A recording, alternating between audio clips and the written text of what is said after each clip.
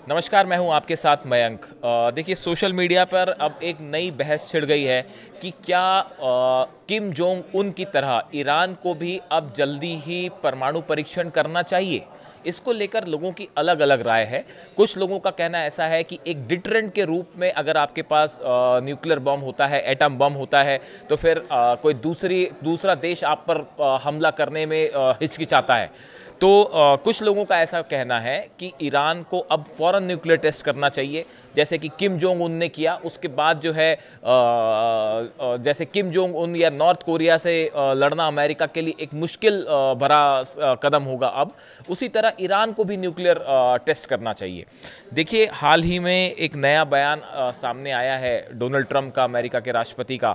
उनसे एक press conference के दौरान पूछा गया कि क्या ईरान अगर फिर से न्यूक्लियर एनरिचमेंट प्रोग्राम आगे बढ़ाता है तो क्या आप फिर से हमला करेंगे ईरान के ऊपर। इसका जवाब उन्होंने दिया है, बेशक हम हमला करेंगे। देखिए, ये बहुत बड़ा बयान है और ये एक बड़ा संकेत भी है जो आने वाले भविष्य को अभी से बता रहा है।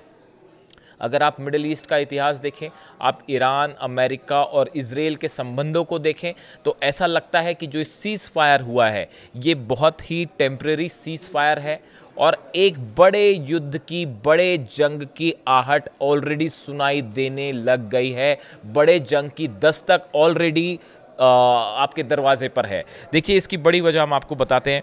अली खामेनी साहब जो है सुप्रीम लीडर, इनका संदेश जो आया पूरी दुनिया ने सुना।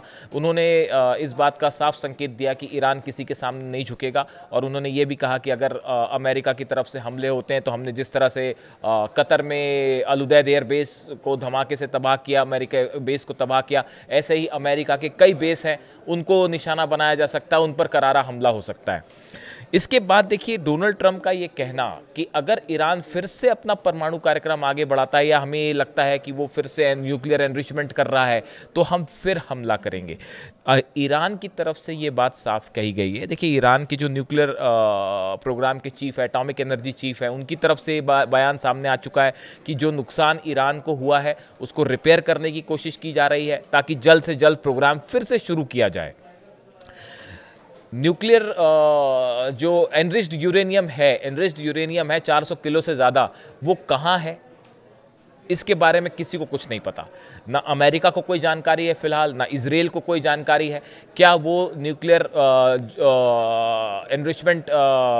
एनरिच्ड यूरेनियम जो है वो क्या अभी फोर्दो और इस्फहान या नतांज प्लांट के नीचे ही है या उसे वहाँ से हटाया जा चुका था। इस पे भी लोगों की अलग अलग राय है। कुछ लोगों का कहना है कि उसे हटाना संभव नहीं था और फोर्दो में ही नीचे है और सुरक्षित है। अब देखिए, ये जो भी स्थिति हो, बट एक बात साफ है कि ये जो एनरिच्ड यूरेनियम है ये ईरान के पास अभी तक है और सुरक्षित है। इससे कुछ एक्सपर्ट्स का कहना ऐसा है कि ज़्यादा टाइम नहीं लगेगा ईरान को फिर से अपना एनरिचमेंट प्रोग्राम शुरू करने में। अगर सेंट्रीफ्यूजेस जो है फोर्दो के, अगर वो ख़त्म नहीं हुए हैं, इस्फहान के ख़त्म नहीं हुए हैं, सेंट्रीफ्यूजेस वो पोर्शन होता है जो एनरिचमेंट के में का की कंपोनेंट होता है, अगर वो ख़त्म नहीं हुआ है तो ऐसी हालत में बहुत ज़्यादा वक्त नहीं लगेगा फिर से ईरान को अपने परमाणु कार्यक्रम को आगे बढ़ाने में। उसके बाद अब अमेरिका का ये कहना कि अगर हमें ये खुफिया जानकारी मिलती है कि ईरान फिर से उस दिशा में आगे बढ़ रहा है तो हम हमला कर सकते हैं।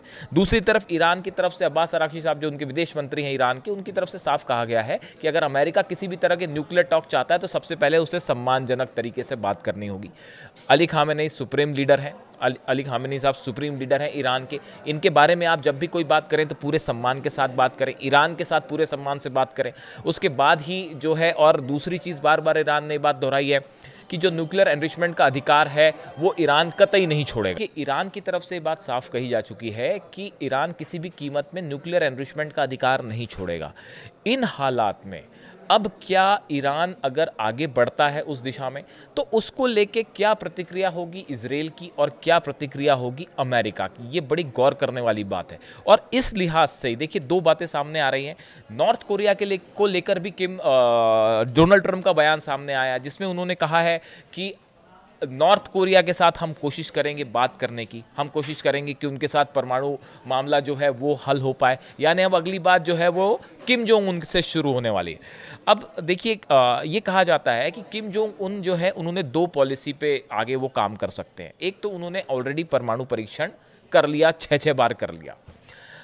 ट्रंप ने उनसे 3 बार मुलाकात की थी अपने पिछले टर्म में, और बताया जाता है कि पेपर्स भी इधर उधर आदान प्रदान हुए। लेकिन जब अमेरिका ने किम जोंग उन से कहा कि भाई आप अपना परमाणु बम छोड़ दीजिए, परमाणु कार्यक्रम रोक दीजिए, तो बात रुक गई और किम ने मना कर दिया इससे। अब सवाल ये है कि देखिए 2 तरीके होते हैं। एक, नॉर्थ कोरिया का कहना ऐसा है कि अगर आप न्यूक्लियर बॉम्ब बना लेते हैं, न्यूक्लियर परीक्षण कर लेते हैं, न्यूक्लियर केपेबल बन जाते हैं, जो कि ट्रंप ये स्वीकार कर चुके हैं कि नॉर्थ कोरिया है, ऑलरेडी परमाणु शक्ति है, तो फिर नॉर्थ कोरिया की फिलॉसफी यह है कि साहब उसके बाद एक डिटरेंट की तरह काम करता है। कोई दुश्मन देश आपको आसानी से निशाना नहीं बना सकता और सत्ता परिवर्तन की कोशिश नहीं कर सकता। और दूसरा तरीका यह है कि किम जोंग उन जो चाहें, हो सकता है आगे कि अमेरिका से किसी तरह की बातचीत शुरू हो, लेकिन वहां भी स्थिति बिल्कुल वैसे ही है जैसे ईरान वाली है। और किम जोंग उन इस बात को लेकर बिल्कुल साफ है कि नॉर्थ कोरिया अपना परमाणु कार्यक्रम कतई नहीं रोकेगा। इसीलिए कुछ एक्सपर्ट्स इस तरह से बात कर रहे हैं कि क्या वक्त आ चुका है कि ईरान को भी अब जो है वो परमाणु परीक्षण करना चाहिए, और क्या परमाणु परीक्षण करने के बाद वो एक डिटरेंट साबित होगा, जिसके बाद जो है अमेरिका या इजराइल उसे वैसे निशाना नहीं बना पाएगा जैसे इस बार बनाने की कोशिश हुई। ईरान की तरफ से साफ है कि हम अपना परमाणु कार्यक्रम आगे जारी रखेंगे। इन हालात में सोशल मीडिया पे 2 तरह की राय है। एक, ईरान जो कह रहे हैं कि परमाणु परीक्षण करे, कुछ का कहना है कि अमेरिका के साथ बात करनी चाहिए। वो आगे पता चलेगा कुछ दिनों में कि ईरान किस दिशा में आगे बढ़ता है।